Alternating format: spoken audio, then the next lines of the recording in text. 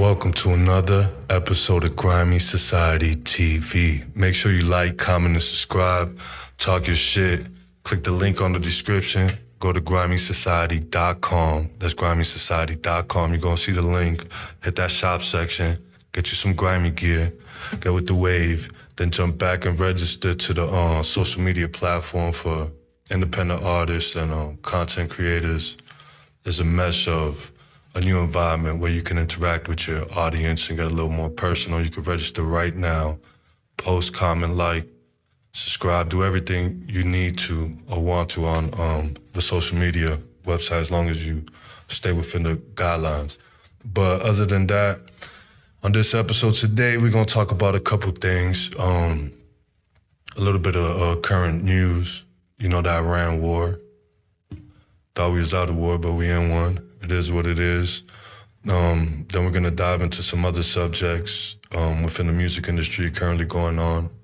Lack of good music. Maybe I'm just out of tune, and that's what it is, but it just feels like it ain't the same no more. You don't get the good vibes, the good sound, you know what I mean? And then we're going to dive into something really out there and a little different, which is the remote viewing. It was Edgar Cayce. I don't know. I spoke about him a couple times, but it was his birthday yesterday.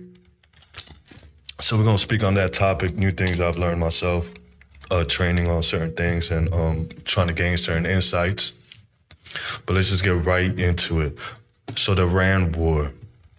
Man, we got out all these wars and then get into probably, if not the biggest, but the next biggest war you could probably get into that's going to cost the most money, right? And I guess the perspective is, well, let's just get rid of this enemy before it's, too late. And I understand it. They tried to kill Trump or wanted to kill Trump. They hate America. All they did was chant, kill America. But we also understand the shadow influences that are behind the scenes that wanted this for so long. And it's almost like, let's just get this out the way now. But we all kind of know what this would turn over to be if we just base it off the Afghanistan war, which would be like an Iran 1.0, as in military and weaponry and even amount of individuals that are enrolled into the military and are part of it. It's just like it's Afghanistan 3.0, right? We will jump a point just because they're a large army. Now, can they come to the United States? Not in the way of conventional war. They're not gonna bring their navy. They don't have a navy anymore. They probably have a couple boats, but they can do other things, and we all know what that is, especially with a group of individuals that, ideology tied their ideologies with their belief system and their government. In America, we separate religion and government for that exact reason. So it doesn't create this kind of, this network where it's so embedded into the individuals that to dismantle it, you'll have to kind of take away their belief system, right? So I think there could have been different ways. We all know certain individuals, groups, the Zionists or different individuals that wanted this to happen. The outside influences that have created this situation. Maybe they have their own chessboard where they looked at the pieces that they wanted to go. You have the first Bush. Before speak about this, if you go to a previous episode or some videos, I have the video there where he speaks about the New World Order, and part of that progress or their progress was removing these Middle Eastern countries and creating places that they control, or taking out the previous powers and putting in the powers they want into place so they can have the control to create the world or have that agenda that they have been planned, see it come into fruition. So we all know there's many hands in it. We all know the main hand, Netanyahu wanted this. And of course, he's just a puppet to others, even though he seems like the main player, which he is a main player. But we all know there's other individuals behind him, probably a little more aggressive, and one can only imagine. But the Iran war, we're in it, so what can we do, right? Try to get out of it, leave Israel to fight on their own, let Israel and Iran fight one-on-one, but we won't let that happen. It will go against our own interest. We're gonna just see this through. I think Trump has that mindset. I think he made his mind, whether there was some money behind or some other ideology tied behind that. Personally, I don't know. But they did try to kill him, so it's kind of understandable why he would do it without hesitation. Maybe they wanted to try something a little different. He got some wind of it and moved. But it is what it is. I hope the people in Iran, they get what they want. You know, it's just like Cuba, just to bring that situation. I'm not Cuban, I'm American, Dominican, born in Harlem, but I spoke with a lot of Cubans, and have spoken with a lot of Cubans, and they all say the same thing. It's so repetitive that I don't understand why we wouldn't have gone there first, but now he's saying that we are, so it kind of makes sense. But the Cuba situation is something that is so close to home, you would figure our interests would lie there more than a country that is so far apart from where we are, that we know that the damage that they can cause compared to a country so close, even though Cuba hasn't done anything, but it just makes sense. We should have freed them as well, if we call that freeing. But it's just a crazy world, and I think with time, a lot of things, it might get a lot worse before it gets better. Just to say it like that, you could see how we're entering these stages where all these dramatic wars are currently coming into play. And when I say dramatic wars, the biggest or last wars to come into play, that power struggle, which Iran, since it just started, just adds to that. Ukraine and Russia and China trying to step into certain fields and, you know, make their move and exert their power and the way that they feel is good or okay or whatever it is. So we can see how all that is going to play a factor and come into play. And then robotics is entering, you know, it's already entering this final stage, I like to call it, where it's coming into production, full production, out into the population. And at the same time where most of the largest countries, if not all, are engaging in some kind of major war. So we know that this technology, which it already is, Ukraine already, you know, tested some humanoid robotics. I forgot the actual name, which we could look it up, but they tested some new humanoid robot just to move certain things.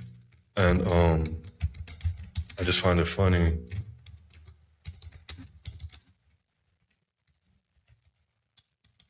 I just find it funny that all of this is happening. Not funny, it's just all coincidental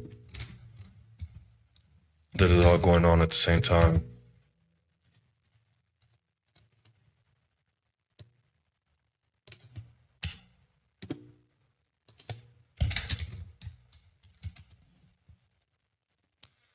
But it was the Ukraine humanoid soldiers robot arrive in the. Let me just get this real quick.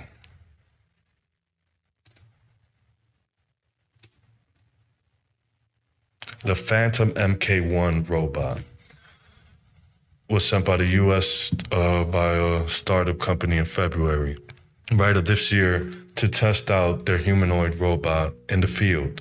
Like, if this ain't turning into Terminator, you know what I'm saying, then I don't know what we call it, but it will. There's no way around it. Most of this technology, I think it's being revealed because other countries are already engaging in this within the industry of war, in the military industry. I think a lot of these companies, a lot of other countries were already openly, and you know, we're more secretive or keep things more undisclosed for the enemies or for just security purpose or whatever we consider, you know, the reason that we are doing it. But they're, I think, more open about it, so there was no reason for us to keep it as disclosed. And I think it keeping it so disclosed within these industries and these governments was slowing our pace. I think watching these other countries have this open incentives where companies can engage in government activities, incentivized, of course, by payment, but helping their country and building technology that would actually assist in what the country's desires are. And I think America fell back on that because of so much secrecy. We might be very advanced within many fields, but could that advancement have reached a level times 10, times 100 if it was more open sourced? Absolutely. There would have been more contribution, more individuals that maybe from different sectors with different mindsets that could have attributed to the contribution of making technologies that can actually protect, have good interest, and actually do some good. And of course, the mixing in between that good and wrong, or the necessary evil, like they say in certain realms and places. But other than all the war going on, I think as a species, we're reaching a level of enlightenment, a level of understanding that is a little different than before. I think we are truly, a second, learning about ourselves, I think that the human species is getting to a level where you can only lie so much now because of open information and just what we learned, how far we have came to this understanding that lies that don't add up, especially so for me, I grew up in the hood, right? And I did a lot of illegal activity as a kid, My record represents that, which is nothing I'm proud of, but it's just the truth. A lot of bad decisions, whether it was whatever, it was my fault, right? Making those decisions, and I hold accountability towards that. But just being in that environment, it's easier for me to see all the bullshit, you know what I'm saying? All the lies, all the manipulation. It's a little easier to certain degrees when it was a lot harder before because I wasn't looking at it. But of course, separating myself from certain things and re-educating the mind to understand and grasp these concepts are kind of put in words and terminologies that kind of deconstruct your understanding. So you have to kind of reconstruct your understanding to even comprehend what's been presented to you to certain degrees. But once that was met with learning the political game and gaining information from the political sphere, of course, because I was younger, I wasn't paying attention to it too much. But as I grew, I started to actually, now, as an adult, at 35 years old, I find that anyone that is an adult of age of understanding should be involved to certain degrees within politics, if not at least know what's going on, because these are the individuals that are going to affect you and your children in the future with laws and pieces of paper that will literally change your life, and making sure that those pieces of paper actually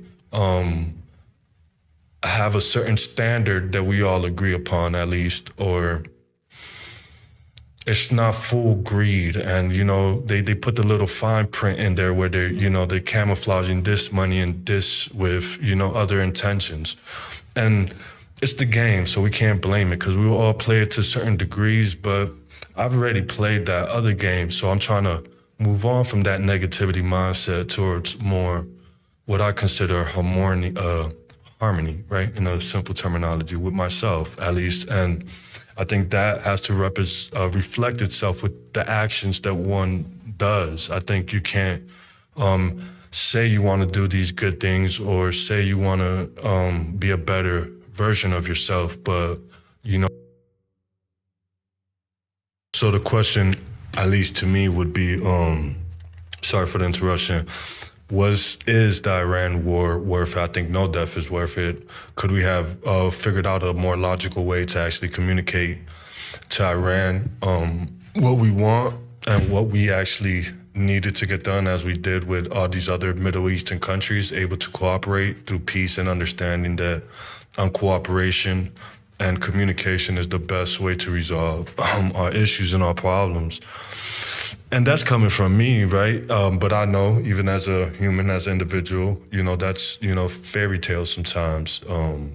And a lot of these countries have their interests and their people in mind. We're all at a fraction on different kind of gangs with different mentalities. And I think a more balanced perspective is we're all one. But, ideology separates that oneness to certain degrees, and I understand. I don't agree with a lot of things people say, but as long as that foundation is sound or on the base where we're trying to be two good individuals and help ourselves be better and help others, at least for myself, then I think that's key. But the Iran war, definitely not necessary. I think Trump could have done a little better, chose a little different route, not let Netanyahu or let's say the Zionists, because I don't want to say Israel, right? Because that puts you in that box. Even me talking about it right now, the algorithm is like beep, beep, beep, beep, spiking, right? So let's just say but I don't give a fuck. So let's continue. I think that Israel as a country stands for good, and it makes sense, and especially in the Middle East, right? So when you think about what's in the Middle East is Muslim countries, which I have no problem with Muslims. I have love for Muslims, peace to you all. And but as a Christian as well, understanding the perspective of certain freedoms that are taken from individuals in certain places where it should kind of be a code that we all agree upon as humans from all the bullshit that we have gone through in history, from races, religion, conflicts, and genocides, that we like, if you human and you born on planet Earth, we agree that these base principles, we don't have to call them the 10 Commandments. We don't gotta make it no law. We just all can agree that you have these certain freedoms of decisions, whether it's like vocally make the sound that you feel is appropriate to express your thoughts, right? Like speaking what you feel to degrees that doesn't kind of harm other individuals personally, right? And what do we mean by harm? If somebody ain't physically touching you, now their words, of course, can hurt, and, certain guidelines can be understood, the person, threatening, other shit like that. But on the most basic motherfucking level, let's just say, like, if you a female, you should be able to wear your hair how you want, dress a certain way how you want, like, do, like, certain things that, even God, in the most basic logical sense, wouldn't restrict you from. And we know when it's God and when it's man, right? And a lot of that shit is just man. Man is saying, oh, you can't, I don't want you jealous, man. We all know as a man, I know what that is, right? So getting past that and saying, well, yes, females should have these rights and humans should have these rights. So I agree with that perspective. Hanging people in 2026 about some bullshit from like old ideologies where people were still in survival mode more than anything, It's like kind of irrational and illogical. And that's not saying no religion is better than any religion. That's just me as a human that's been on this earth that has some kind of, I think, common sense or comprehension of what's good, what's bad, and evil through my wrongdoings, right? So that's all that is. But yeah, a lot of that shit be, it's crazy. And you see the language shift, right? Purposely. It's kind of crazy. So I feel like, fuck it. Iran saying fuck America, fuck all that shit. Now, did we do it the right way? No. We know that Israel and Netanyahu pushed Trump. Somebody probably, endorsed some kind of fucking money somewhere or pay somebody extra, or they fucking forced their hand. They said, hey, we're gonna move. We're tired of waiting, whatever their reason is, and America just said, well, let's just back them up and make sure the job gets done to a certain level rather than creating this chaos that at the end we're still gonna get that backfire, because they hate us. So it makes sense. North Korea, what do we do about that? You know, like, do you feel like you want to help people in North Korea? Do people in North Korea want help? You know? Well, I don't know, because it would be like, shit, how the fuck none of these military people or individuals like standing up, they get killed? It makes sense, you know, and speaking with a lot of different individuals like Cubans, watching that program and that brainwashing, how it works, how the oversharing information with each other to a certain degree, with everybody, with strangers, allows for the information that the government doesn't have privy to gain access to, because there's so much oversharing information. But what do we do about like that type of situation? Well, we got to help make sure our land is at a point where we can't be hypocrites to certain degrees, right? It's like it's like me myself. I can't be gangbanging, well, and doing all these bad things and then saying I'm trying to be a good person. Now, you can gangbang and not do bad things. You can gangbang, when I say gangbang, be in a group with other individuals representing your belief systems and not bring harm or inflict harm on others. I think that's very, very viable, you know, and that's not too far off or anything that is, you know, not realistic. But we, as America, we got to fix our shit first. There's so much bullshit over here, so many different, even though it's a great place, probably, you know, I haven't been in too many other places around the world, but I'll say from what I see, you know, I know America is that place that you should be, especially if you believe in freedom to certain degrees.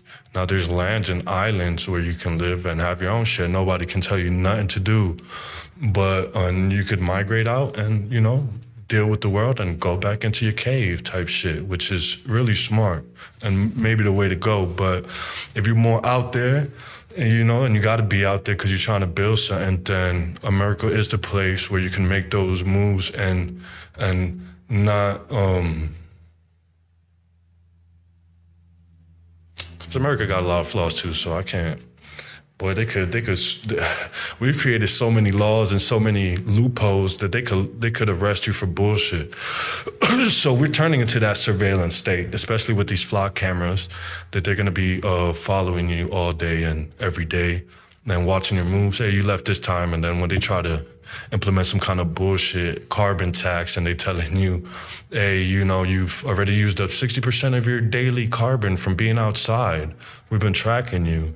And shit like that, you know, people don't believe until it's actually happened. Like in Florida, you get tickets for eating a yellow light. You know, like, man, yeah, so we keep compiling these systems that is unnecessary, like Elon Musk said and other individuals, that we just need to get rid of. There's no reason to keep on compiling systems without making sure that we get rid of other systems that won't kind of clog the system up to the point where you can't do anything or make any progress. But the whole subject and topic that we're on is Iran and freeing most of these countries. I think we just got to get our shit first in order here, and then we could share that, you know, wealth with others. And it just makes the most logical sense. How can a society build efficiency not based off wants and demands only, understanding and balancing those wants and demands, but also flourishing and building and becoming multi-planetary and, you know, and learning and gathering information and getting to that next level and enjoying this land and being better than what we were before. I think that should be the goal. But let's see what happens with the Iran war. Hopefully it don't leak over to something bigger, right? More dramatic. Other countries get involved, start backing them up because they see that it's in their interest to keep America in this war. China, Russia. And Russia's already at war, and they've been at war, and we're helping the people they're against. So I don't see why they would not help Iran that's been funding them drones, right? And same thing with China. You know, we all know the enemy of my enemy and their bricks. We all know what that means. So, yeah. But hopefully everything works out good and we make it out that situation. Do we need to restructure the United States government and lobbyists and these political parties that are funding a lot of individuals to take position of power so that they can do other things that go against or are outside the interests of all the American people, that are just focused and oriented on, profits towards their gains, not towards a human perspective, a perspective that at least I think a rational or human that is trying to build something that is beyond the norm. What is the level beyond? Like Elon Musk hit it on the head, right? He hit it on the head. What is the biggest you can go? It ain't being a rapper, and I want him to be a rapper. I do music, right? It ain't being an actor, right?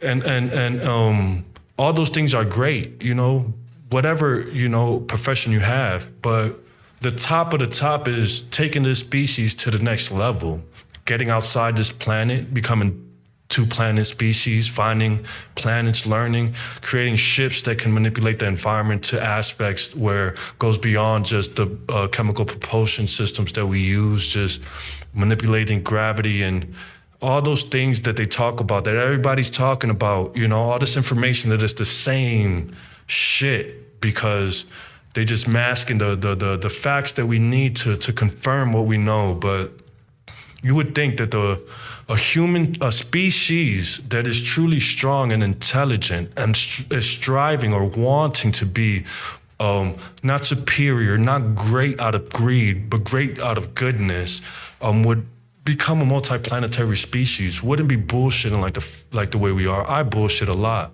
right? But there's a lot of systems created above my head, like everybody else's, that play into that. Of course, the result is what we have now. I'm able to speak to you. I'm able to do these things, and you are too. You're able to watch me. You're able to listen. But can we fine-tune it now? Absolutely. There's no reason not to. It makes the most logical sense. I think we get America home, correct? And then we go to the stars. Well, other countries might not agree because their religious ideologies. They don't have to come. They can stay.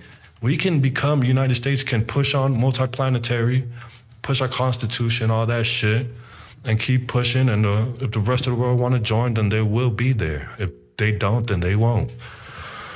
But, it is what it is. That's a dream, right? But I think that's the highest of the highs that we should strive to reach for. It's the most logical to me, too.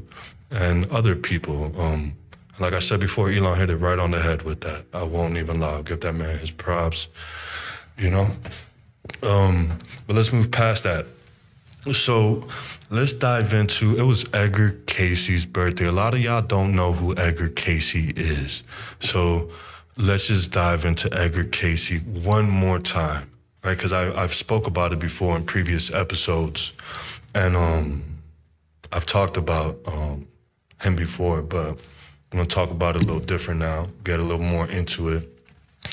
But Edgar Cayce, he was born March 18th, yesterday. Happy birthday to the dead homie, to the dead sleeping prophet. That's what he was called. So he was able to put himself in a trance, and I spoke about this. You could go into that episode. I can't remember the episode right now, but you could go into it and find it. But he was able to put himself in a self-induced trance, pretty much like meditate before, he would reach that place right before sleep, where it's like, I don't know if I have tried, but I have, and it's there, this place where monks have spoken about and many others. It's where you, to me, exist without too much noise. It's a spot in your brain where you can just kind of hear yourself and speak to yourself without seeing yourself or seeing other things, right? Let's just say this meditative state. And through this state, he was able to see things, and gather information and data, and he wasn't limited to this information. Almost as in the question that he was asked, as in a Google search or like a Google search of the universe, your brain as the browser can access this information when it's not limited to your thoughts, perception, and certain sensory perceptions, like sounds, light, other things. I think the more enclosed, I think Stranger Things did a great job of articulating that. We all know how they mask the information within stories is the best way through man, and since man learned how to tell stories, that the best way to transfer information is through a story that is not biased on any aspects, but brings it more in a mythological aspect.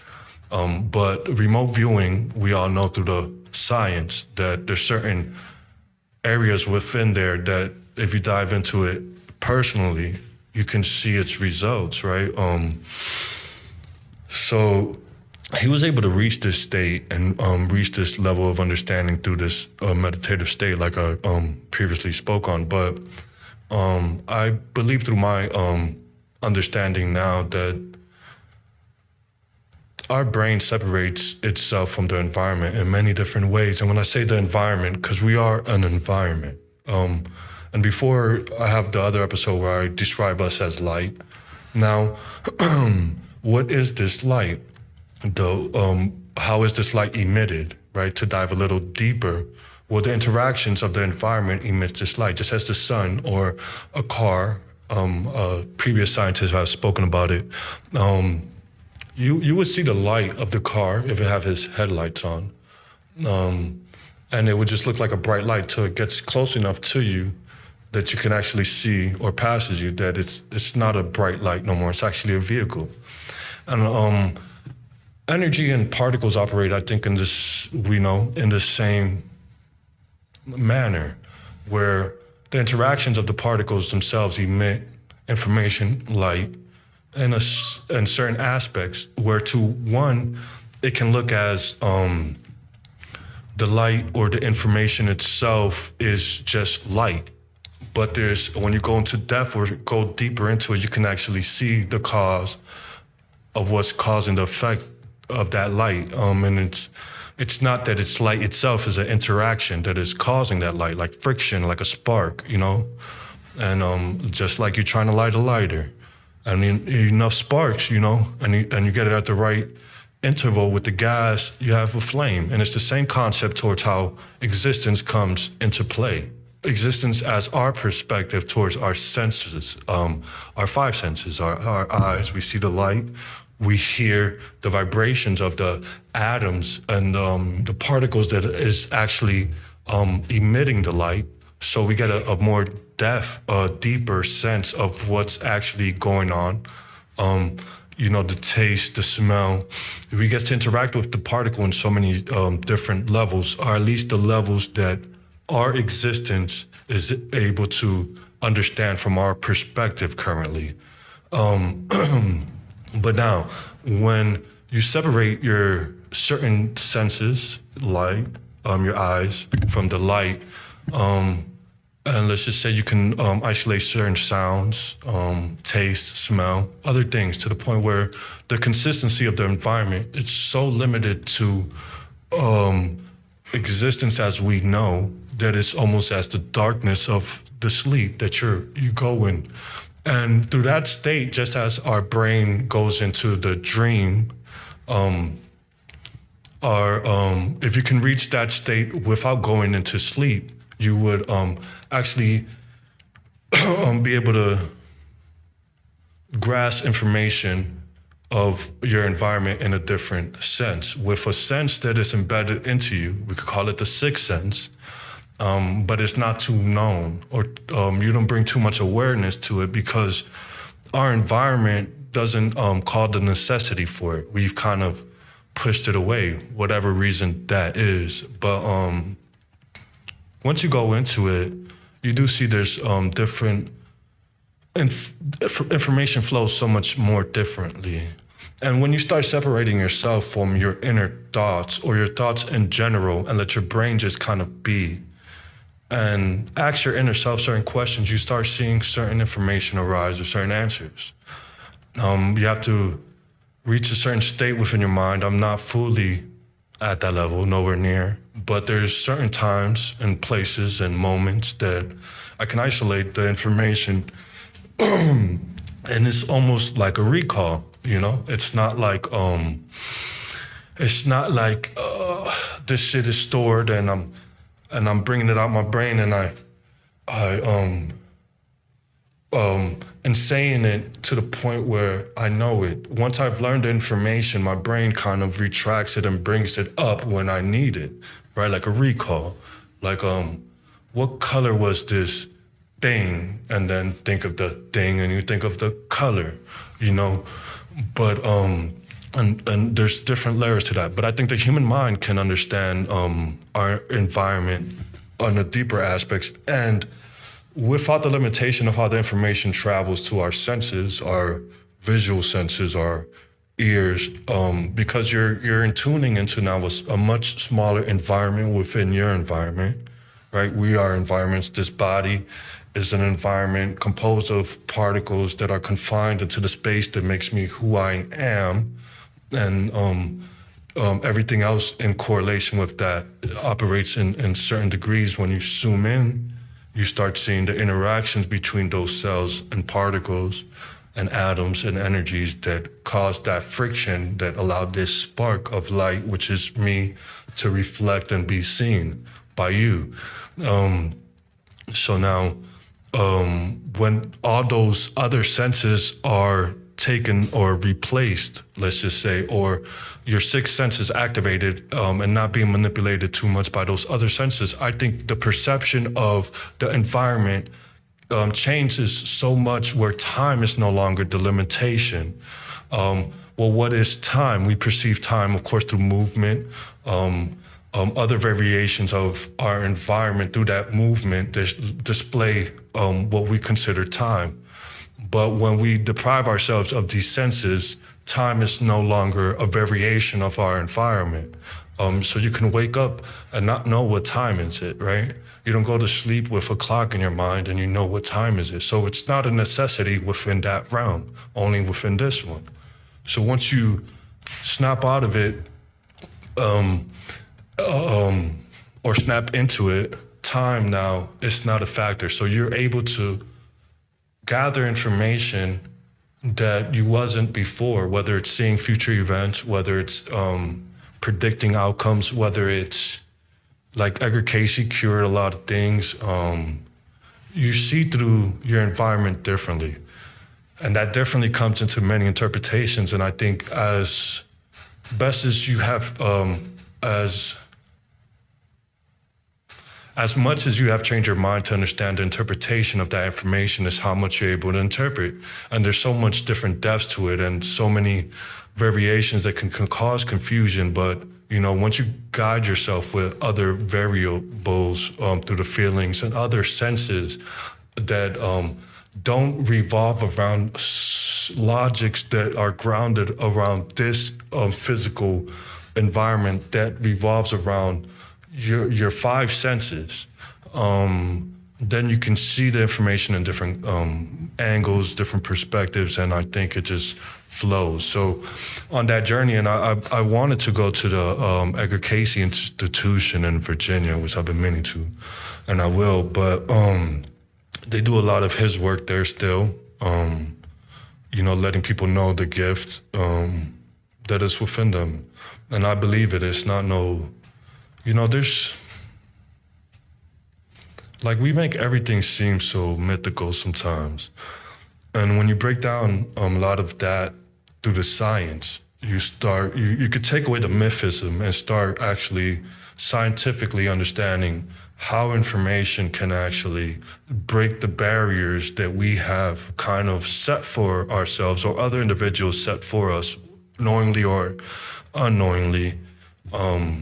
That there's other ways to interpret this environment in many different ways that this environment is interpreted. So once that gets to that, I'm gonna say that.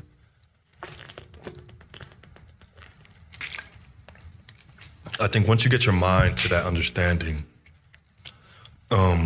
or start going up those steps or down those steps, you start, it will slowly just start coming to you. And that's kind of how it flows to me. It's just slowly coming, the understanding with different perspectives, especially learning programming this last year and a half. In the time of AI, I was able to gather a lot of information that assisted with how I'm trying to articulate the actual shit that is going on. What is the spirit realm? What is this information? Because that's when I say information, it's just what environment is present or unpresent, or what environment can be present. And when I say environment again, remember, we can consider ourselves, your body is an environment of particles, like we said, and and confined with a certain number to make you who you are. So understanding what other particles can be confined in certain spaces, how small, how large, and operate within that factor through a mixture and combination of other particles or electrons that are allowed or kept in a still or kept in a state where they're moving in a confined and specific manner. But yeah, so Edgar Cayce was really good at that. And I just wanted to give him a shout out. So, if you're a remote viewer, comment on this, talk to me about, your experiences, things you learned, teach me what things you've learned, methods, manners, tactics, just perspectives, whatever is needed. I'm all up to it. If there's anything I can give you with insight, I will. And we just assist each other. I don't know why we limit ourselves as a species so much through just the secrecy and this greed of like, I learned this, I don't want nobody else to know it, or whatever that is. I know what it is, but, put that good work in. And it's that daily battle we all go through. But so what other information is out there, and how can we perceive these things? Since we're diving into environments right now, and the perspective of environment itself, when I say it in articulation or just saying it towards a way like, yeah, you yourself, your body, like a body of water, your body is an environment specific to itself, and it makes it who you are. And your cooperation with your body, even when you tell yourself, to move, there's so many dynamics towards that ability to move as there is towards the sun's ability to keep its rotation. The beat of your heart, that flow, that consistency that allows you to speak and keeps you alive, that movement that allows the energy to keep flowing, like a car, right?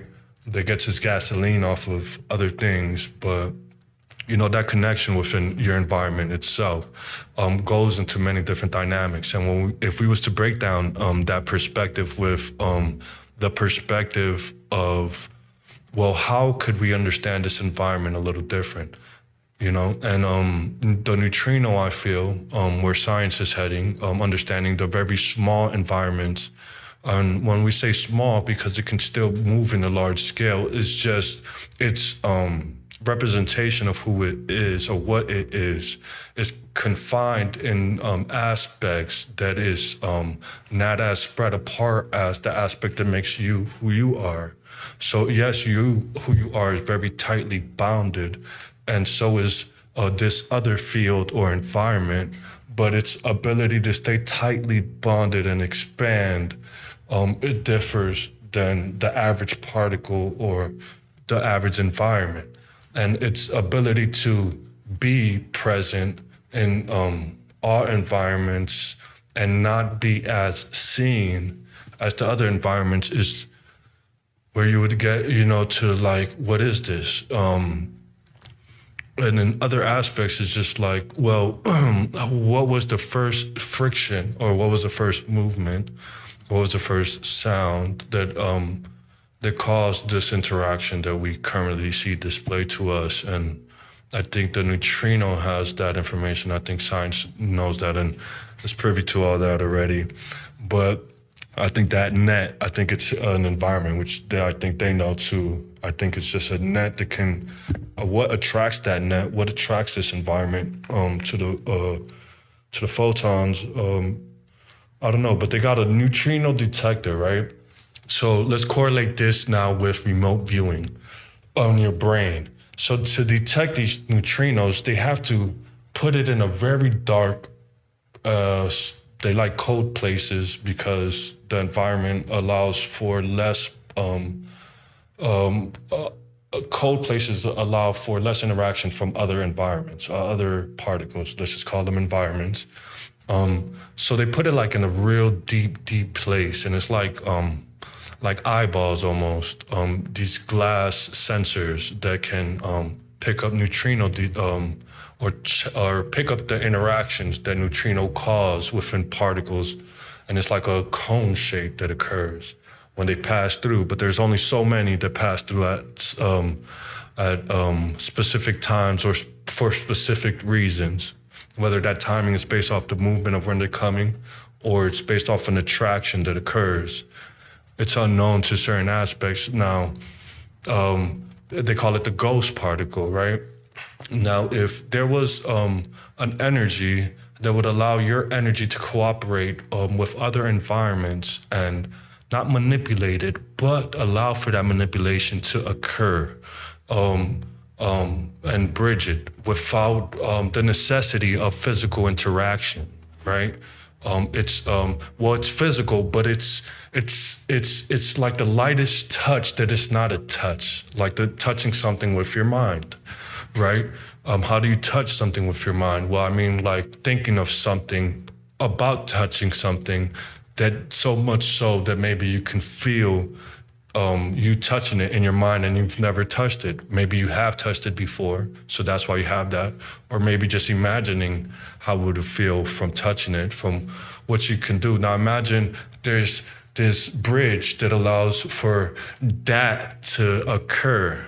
Now when I say that, is that touching of the physical, but without being there. Right? Let's say if you can see this environment or interact with this environment, but your locality, your overall locality of what makes you is somewhere else. But there's like a small percentage of you that is able to bridge with this field or this floor that exists that you could walk through, right? And I think the neutrino will kind of be that. What environment is that? What lives and operates in that environment?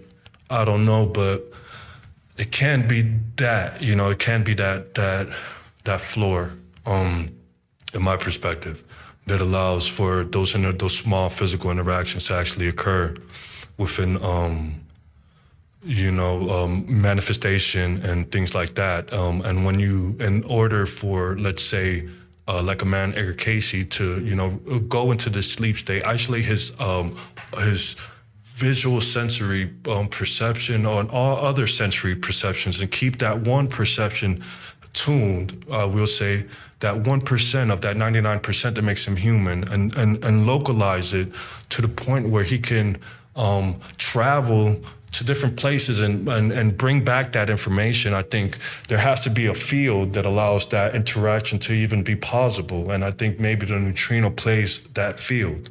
And that's why it's so ghostly or so light in energy and how it interacts with the environment. But I could be 100% wrong. I don't give a fuck, but I'm just saying what I feel, what I think to understand of what's going on. But yeah, so look into Edgar Cayce, man. Question yourself, meditate, learn the environment as much as you can, and just learn to live for yourself, man. Learn to question your environment, learn the questions to ask, and the answer kind of follows, I've learned, or it comes in due time. But moving past that, right? Going past Edgar Cayce, AI is a field that we constantly talk about, and we want to see where AI currently is heading and where it's at. the progress is already there to the point where the illusion of its presence as, well, it's not even an illusion anymore. You can ask it pretty much any question, talk to it like a human. It's smarter than most people we talk to. We talked about that. So we know where that's at. And I think that we're just going to see, that 99%. And once that 1% presents itself, it's going to override that 99%. Like I said before, yes, we will enjoy everything good about AI. But once that 1% reveals itself, it can override, and it will override the 99. That's into the aspect. It might, when it decides to go corrupt or the error displays itself, right? Because the math says there will be an error, or it's a 1% chance that it could. But when that 1% chance or that decision comes into play, the level that technology will be at, it would be so catastrophic when it makes the decision that it can override all the 99% joys of the good things that it did, all the health benefits, all the knowledge we learned, all the people that it turned into walkers that were disabled, and all these good joys in 1 second can be taken away. But hopefully not. We understand why we're doing it. The competition is going to happen regardless. We don't want no, other country, I guess, with that power and not have that power. So, and they've been had this shit, man. They had these machines that can think and process information like a human in the raps. When it was the size of buildings, they've just been able to make it just the size of us now. But they've been, they've been on this, and they're just openly releasing it because they have no option. And we've talked about that many times in previous podcasts. But yeah, so the music industry, man.